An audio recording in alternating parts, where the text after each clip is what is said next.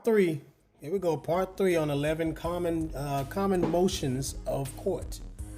Okay, now here we go with motion. If you haven't seen part one and part two, I posted them earlier today. Go back and look at those. There's some good meat and potatoes in there. You might want to go check that out, especially if you got a trial coming up or something. It's got some good stuff in there. So motions I never heard of. Some of us have never heard of. Here we go. This is the next one. Motions for nolle prosequi. Okay. This is what this means. If a prosecution cannot prove its case, or there is a fatal flaw in its evidence, then it can be the prosecution itself. Then it can be the prosecution itself that requests the court to no longer pursue charges against the defendant. This type of request is called a motion of nolle prosequi. Okay, that means to not prosecute, which literally means that the prosecution has decided not to prosecute. Okay, this motion is often filed if new evidence has come to the light, either proving the defendant's innocence or exposes a serious flaw in the prosecution's case. A motion for nolle prosequi is basically the prosecution asking that the judge throw out the case because the defendant is either innocent or there is clearly not enough evidence to lead to a conviction. So that's pretty powerful if you already know you're innocent and you can actually present some damning evidence that's really gonna clear your name if you are the defendant or whatever, and you got some evidence and you can show that privately, like basically to the prosecutor, and they know that if we go to trial with this here, this is what I'm going to show, and they see this even in the motions for discovery, where you see all the evidence. They see the evidence is like it's overwhelming. If we go to trial, we're going to lose this.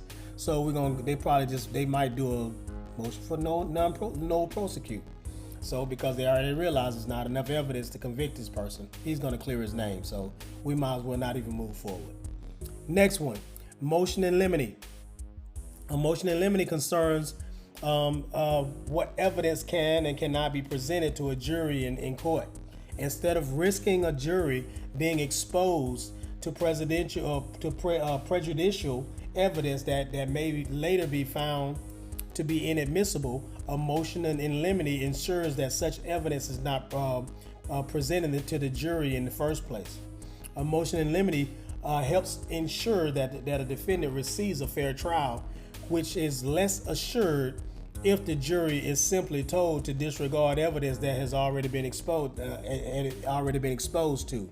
For example, in a criminal trial, a prosecution may mention a defendant's previous conviction for an offense that has nothing to do with the offense currently being tried, while the defense may argue that mentioning that previous conviction shall not be allowed because it is not relevant to the current case.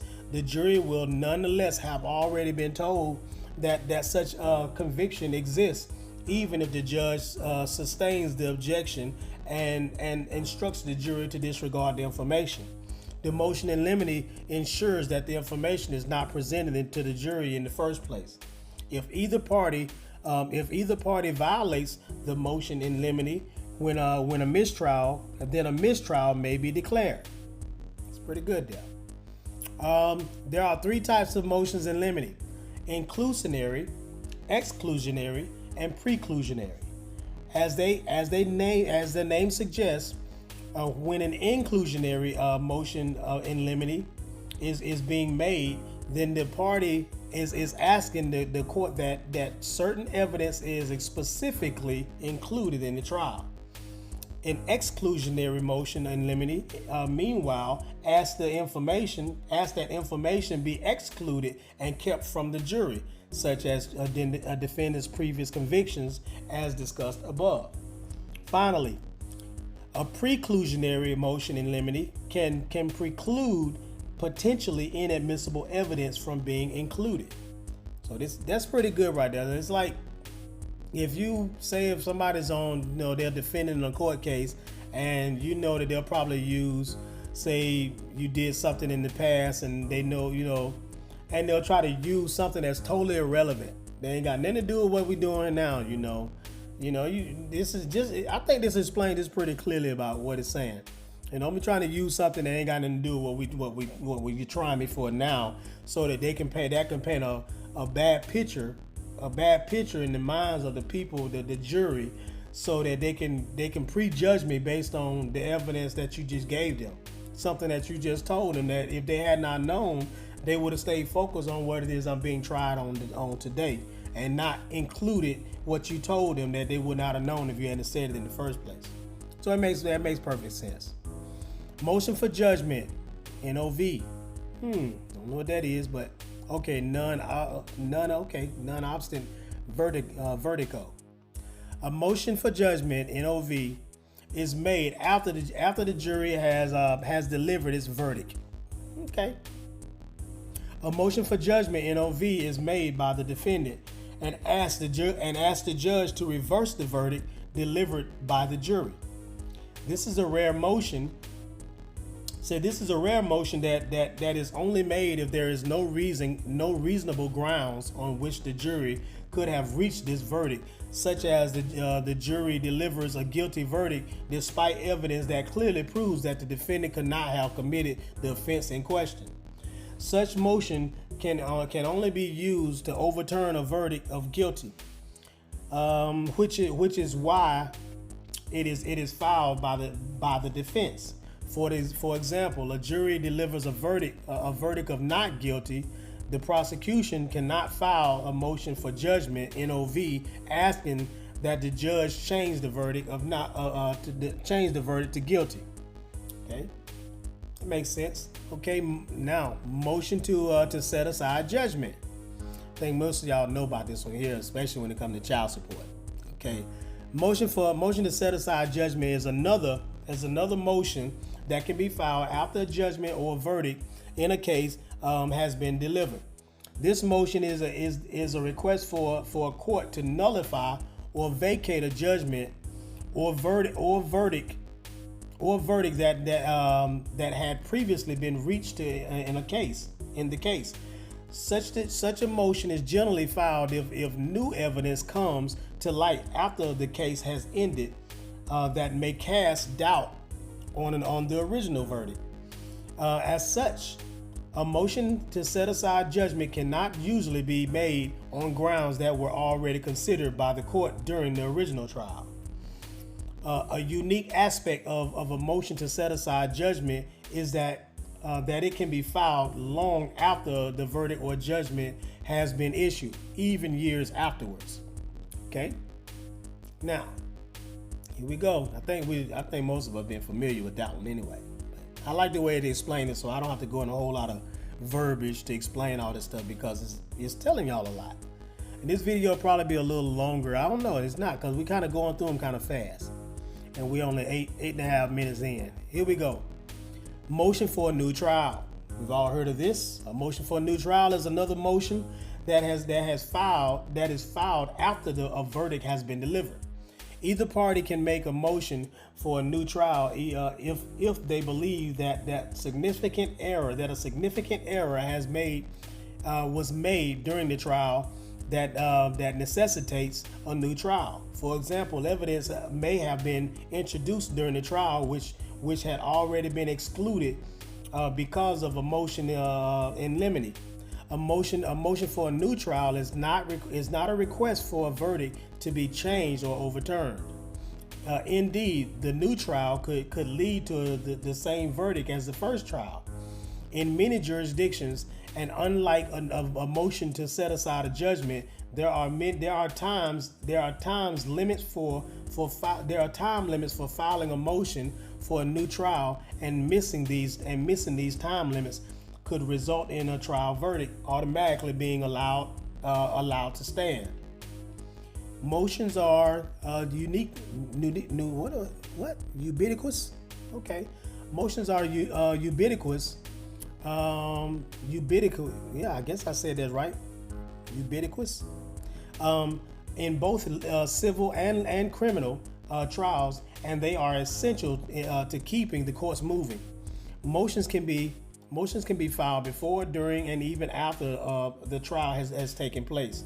These motions help establish the perimeters by which a fair trial can best ensure, and for replacing greater confidence in the justice system. Therefore, certain motions allow that errors that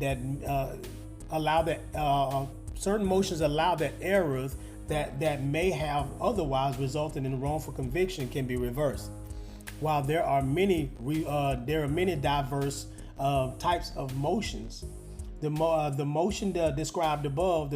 ones described above are especially common and especially important in ensuring that justice is administered properly and fairly. I think that's the end of that. So I've gone through the rest of them. This is the fullness of this document. So if you want to look up this document and study it on your own, you can look up the lawdictionary.org, and just type in, if you just type in 11 types of legal motions, you can just type this alone in there, and you can find that, and you'll find this document. You just type in and study it on your own so you understand these motions. As you know, there's many other motions. So this is just 11 of them. Let me see if I can look at that. Most people understand what is a motion altogether. There's different types of motion, but the base word for a motion in practice is an occasional application to a court by the parties or their counsel in order to obtain some rule or order, which becomes necessary either in the progress of a cause or summarily and wholly unconnected with plenary proceedings. Let's see, what else is it saying now? I don't want to read those case laws. Y'all see them. A motion is a written application for an order addressed to the court or to a judge in vacation by any party to a suit or proceeding by any one interested therein. I wanted to see if I could find that document. Let me see if I can find motion. It's something I wanted let's see. I want to see if I can find that U.S. law. I know they changed it last time I went on here. I'm like, that thing was definitely good definition. The way they broke it down, they done took it off of here. Let me see, U.S. law. It was uslaw.org. Let me see if I can find it. Let's see.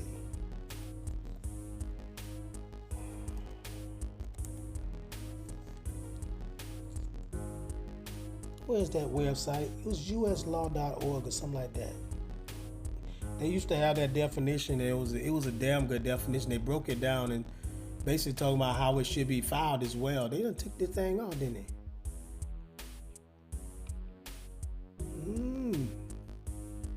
They done took it down. I made a video on this years ago about a motion, and I see they took it down. I might have to shut this thing on down and just end it right here, but I definitely don't even see it. Where's that website? I shouldn't have to go this far down. It's known all at the top. They done shut it down. So if you can't find it, take this off altogether.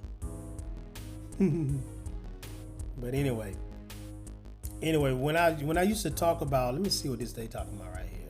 Let's see right here. Testimony. Let's see. A motion is an application to the court made by the prosecutor or defense attorney, requesting that the court make a decision on a certain issue before the trial begins. A motion can affect the trial, courtroom, defendant's evidence, or testimony. Let's see. Motion to dismiss. We already talked about that. That ain't it. I ain't gonna drag this video out. I wish they had that thing still on here. It was U.S. It was gosh, how in the world they took the thing off of there?